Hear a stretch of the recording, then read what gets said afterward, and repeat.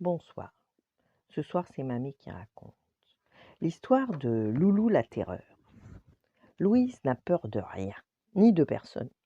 Elle rêve d'aventures sur les océans, mais ses frères se moquent d'elle. Voyons, Loulou, les filles ne naviguent pas. Elle reste à la maison pour recoudre nos vêtements et préparer nos repas. Ça, jamais, s'écrie Louise. Cette fois-ci, c'en est trop. Sa décision est prise.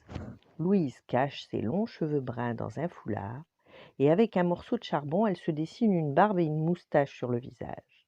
Dans le port, le capitaine du navire, le Glorieux, embarque des mousses pour un long voyage. Voyons si mon déguisement est réussi, pense Louise en se faufilant parmi les marins. Quel est ton nom lui demande le capitaine. Louise, Louis, signe ici et tu peux embarquer. Le bateau quitte la côte. Louise aime la vie à bord, mais elle la trouve un peu trop calme.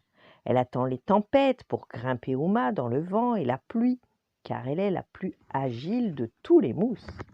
Une nuit, on entend un énorme boum, puis crac, et enfin glou glou glou glou. Les pirates, au secours! Hurle un homme en se jetant à la mer. Formidable, pense Louise surexcitée. Le Glorieux coule, prévient un marin. Chouette, j'adore les naufrages, se dit Louise en tombant à l'eau. Mais elle a tort de se réjouir. Les pirates qui la sortent de l'eau sont surpris. Mais c'est une fille. Dans la mer, en effet, Louise a perdu son foulard, sa barbe et sa moustache. Bienvenue à bord du Rebelle, dit Cruello, le chef des pirates. Tu seras notre cuisinière. Louise est furieuse, mais elle n'ose rien dire. Avec sa terrible cicatrice en travers du visage et son unique dent, Cruello lui fait presque peur. Mieux vaut obéir. Seulement Louise n'est pas très douée.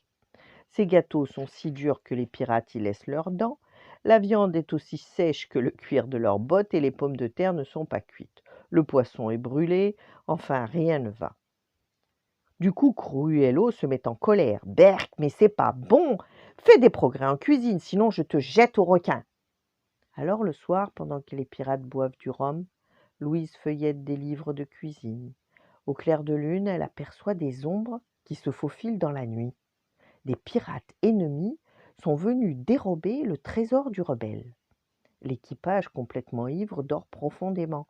Va falloir que je me batte seule et sans armes, se dit Louise un peu embêtée. Et soudain, elle a une idée. Goûtez mes bons gâteaux, crie-t-elle en balançant comme des frisbees ses 4 quarts durs comme de la pierre. Les voleurs tombent assommés. À la soupe, et elle verse une marmite de potage gluant. Les voleurs glissent jusqu'au bas de l'escalier et Louise les accueille à grands coups de poêle à frire. Et bang! Au suivant!